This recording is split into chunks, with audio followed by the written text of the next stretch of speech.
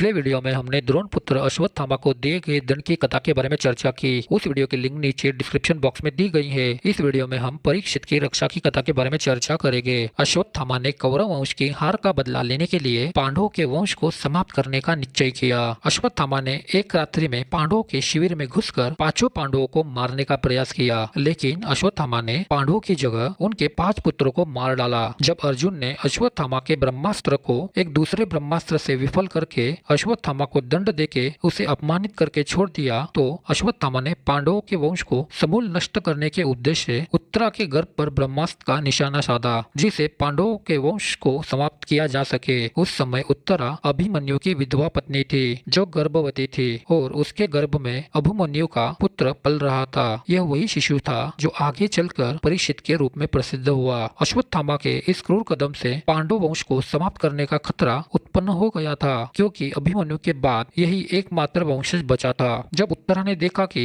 विनाशकारी ब्रह्मास्त्र उसकी ओर बढ़ रहा है, तो वह अत्यंत भयभीत हुई। वह तत्काल भगवान श्री कृष्ण के शरण में आई और प्रार्थना करने लगी, हे परम योगेश्वर श्री कृष्ण, आप तो सदा ही दीनों की रक्षा करते आए हैं। आज मेरी रक्षा कीजिए और मेरे गर्भ में पल रहे शिशु को इस महाविनाश से बचाइए। अभी वह जन्म नहीं ले पाया है, उसके प्रति इतनी क्रूरता ना हो। भगवान श्री कृष्ण ने उत्तरा की करुण प्रार्थना सुने। वह उत्तरा की ओर आए और अपनी दिव्य दृष्टि से समझ गए कि ब्रह्मास्त्र सीधे गर्भस्थ शिशु की ओर बढ़ रहा है। भगवान ने तुरंत अपना दिव्य रूप धारण कर लिया और सूक्ष्म रूप में उत्तरा के गर्भ में प्रवेश कर गए। वहाँ उन्होंने अपने दिव्य प्रभाव से एक अजय रक्षा कवच का निर्माण किया, जो शिशु को चारों ओर से ढककर उसकी रक्षा करने लगा। जब ब्रह्मास्त्र वहाँ पहुंचा तो उसने अपना प्रभाव दिखाना शुरू किया, परंतु श्री कृष्ण के दिव्य कवच के कारण उसका प्रभाव शिशु पर नहीं पड़ सका। ब्रह्मास्त्र का ताप, उसकी ऊर्जा और विनाशकारी शक्ति, सब कुछ भगवान की शक्ति के समक्ष निष्फल हो गए। इस प्रकार श्री कृष्ण ने ब्रह्मास्त्र को निष्क्रिय कर दिया और शिशु की रक्षा की। इस चमत्कारी घटना के कारण जब शिशु का जन्म हुआ तो सभी ने इसे भगवान की कृपा का प्रतीक माना, क्योंकि उसने अपने जीवन में पहली बार भगवान का दर्शन गर्भ में किया था। इसलिए उस बालक का नाम परीक्षित रखा गया। संस्कृत में परीक्षित का अर्थ है जिसने परीक्षा ली हो या जो देखने वाला हो। कहा जाता है कि वह शिशु भगवान श्री कृष्ण की खोज करता हुआ ही जन्मा और पूरे जीवन में उसने भगवान के दर्शन की कामना की। इस प्रकार भगवान श्री कृष्ण ने पांडव वंश की रक्षा की